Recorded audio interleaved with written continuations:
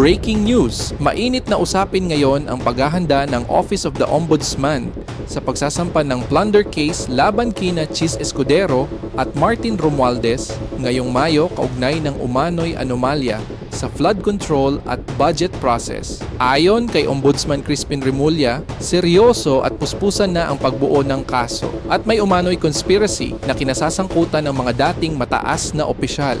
Dagdag ni Remulla, maraming pang opisyal ang sasampahan nila ng kaso kabilang ang ilang executive officials. Kaya may sabi na nga ang House sa Kongreso at ito po'y tinanggap namin at bibigay namin ang SALN ni VP Sara. Kami po ay may sabi na rin na binibigay sa House tungkol po sa SALN ng isa sa mga empleyado ng Congress, ngunit ayaw po tanggapin ng Congress ang sabina na aming ipinapadala, ayaw tanggapin ng security. At ito, public notice lang po. Susunod na gawin pa sa amin to ng Kongreso, I will cite the Secretary General in contempt. At hindi ko may papayag na baliwalain nila ang Office of the Ombudsman. At ang sabinang yon ay nauukol kay Safronio Gabunada, isa sa mga House employees. Ang ranggo niya yata ay Deputy Secretary General. At ito po ay tungkol sa mga plunder cases din na aming hinahanda sa mga congressman na kinauukulan. Flood control related. At tataka kayo, hanggang ngayon, wala pa rin ang mga SALN ng Kongreso. At ito, fair warning na naman sa Secretary General na hindi po kami papayag. At sa linggong ito, pag hindi namin nakuha yung mga SALN na una namin hiningi, ay sususpindihin ko po siya mula sa posisyon. Magkasubukan na po ang ating legal system kung ito po ang kinakailangan. May rason po ba yung House kung ba't sila tumanggi at meron mga official na tumanggi? Wala sa akin, wala hong dahilan dyan. Kung gusto may paraan, kung ayaw may dahilan. Ngunit hindi kami pumapayag sa kahit ano pang dahilan. Sapagkat sa sapina ng Ombudsman ay sapina po ng batas. Sir, sorry. Itong sapina po for Sofronio ay para ibigay po si Mr. Sofronio Gabunada sa inyo yung mga sali. Isang congressman lang po or multiple individuals lang? SALN niya mismo. Ay, Sofronio. Siya po yung aming inimbestigahan din dito sa Office of the Ombudsman. So, sir, itong nireklamo niyo po parang hindi po nire-recognize yung sapina. Concerning Sofronio Gabunada lang? Yes, pero ang Secretary General kasi matagal nang umiiwas na ibigay sa amin ang nire-request namin mga SALN. At ito po ay magkakaroon tayo ng medyo problema sapagkat ito po ay tungkulin nila sumunod sa kautusan ng Ombudsman. Tungkulin po nila yan. Kaya ngayon, ang sasabihin ko na sa publiko, lahat po ng congressman, hinihingi po namin ang SALN ng 10 taon at kung gaano katagal man sila sa Kongreso. At lahat po ng Secretary General at na nakaraan mula sa 10 taon na hanggang sa mga Deputy Secretary Generals, hinihingi rin po namin ang kanilang mga SALN. Bibigyan pa namin sa pina sila bukas at sana huwag silang magkakamaling huminti sapagkat hindi po kami papayag na hindi sila mag-comply sa aming kautusan. Ombudsman, meron na po ba kayong initial communication kay Speaker D about this po? Meron na ho. At nag-usap pa kami ng Secretary General ng 1 linggo, 2 linggo na nakararaan. Kaya kami nagtataka kung bakit hindi sila nag-comply sa aming pinag-usapan. Dahil po sa nangyari, Ombudsman, haharap po ba kayo sa impeachment proceedings? Na mag-comply kami. Basta katungkulan namin, tungkulin namin, mag-comply kami.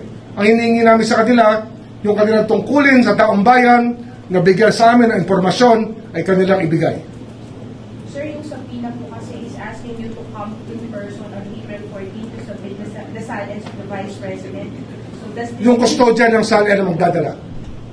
hindi po kayo personal? Hindi ako personally. Hindi naman ako may hawak dyan, kundi yung officer na may hawak mismo ang magdadala pagkat siya po ang may personal knowledge tungkol sa sa bagay-bagay na kanilang hinihingi. Ombudsman, may naisip ba kayong reason kung bakit ayaw i-provide ng ibang lawmakers yung SALN nila? Hindi ko naintindihan kasi ang batas ay batas. Dapat sumunod sila. Huwag na sasabihin separate branch of government.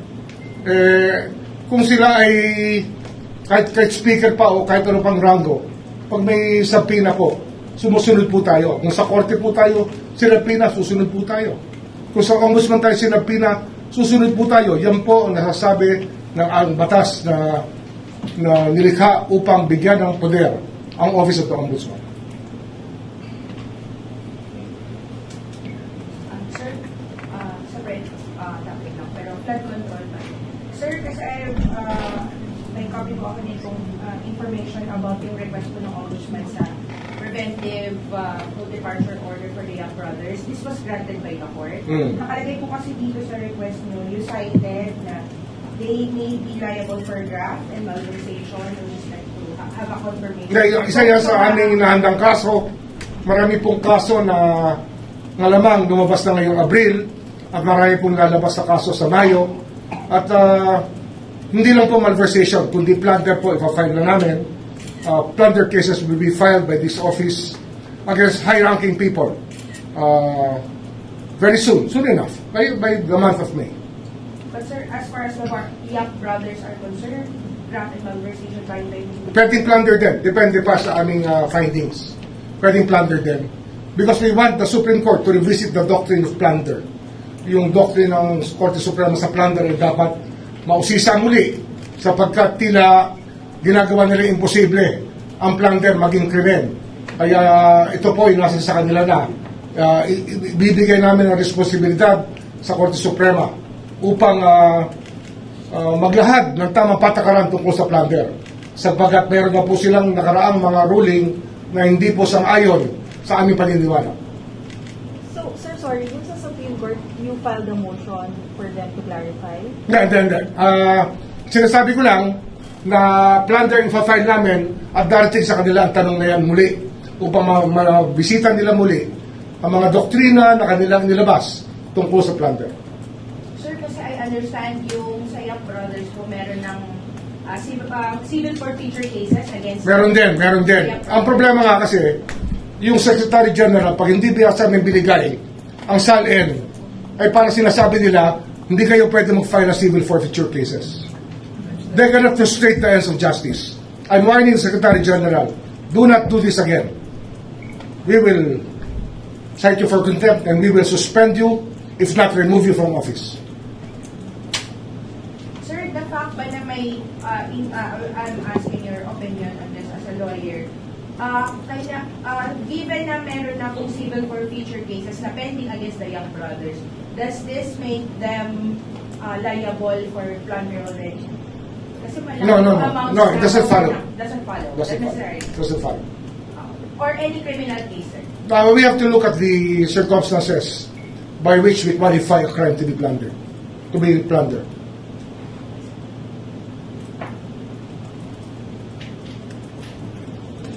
That's all on my end. Anyway, Okay, sir. in the same light, I'd like to say that we have been seriously preparing a case of plunder against former Speaker Martin Romualdez and former Senate President Chis Escudero. Plunder ang aming hinahandang kaso para sa kanila. Sir, Related sa- on record, sir. And as a conspiracy, with the element of conspiracy involved in the preparation of the complaint. How soon po ito? Well, within the month of May. We're just tying up many things that have to be there for us to make a case out of it. Pero the Senate President, the former Senate President, and the former Speaker will be subjected to a case of plunder very soon. Flood control case, flood control related po ito, sir? Ito po. Flood control related in so many ways, yes. Ombudsman, sila na po yung sinasabi nyo kanina na matataas na opisyal. Kakasuhan. Sila yan. Pero marami pang iba kasi nga marami pang ibang miyembro ng dalawang bahay na maaaring tamaan din ng mga kaso ng plunder sa aming hinahanda kayo. Sir, curious lang. Since ito ay involving former Senate President and Speaker, may kinalaman din ba sa violation of drafting a budget? Exactly. Is that necessary? It's actually the way that the budget was passed upon by the two houses and how many things have been implemented because of that Budget process, sir. budgetary process. Conspiracy. Conspiracy. Sir, pwede niyong ma-explain paano po nag-evolve dun sa part ng conspiracy? Now you'll get it later on when we explain the facts. Makukuha nyo yan. Madaling maintindihan. But how, Actually, narinig nyo na yung istorya eh. Narinig nyo na yung istorya mula sa mga testigo dati sa Senate. And if you think about it, there was a conspiracy to commit plunder. I think you can put everything together. Kayo mismo, you can put it together. It doesn't take a genius to do it. Kung budgetary process po ito, so ibig sabihin marami pa rin madadamay. Maraming madadamay. Anong years po yung tinitingnan natin dun sa budget? Right now, ang tinitingnan natin 24 and 25. Pero, it can go back to as far as the time of Speaker Velasco is concerned.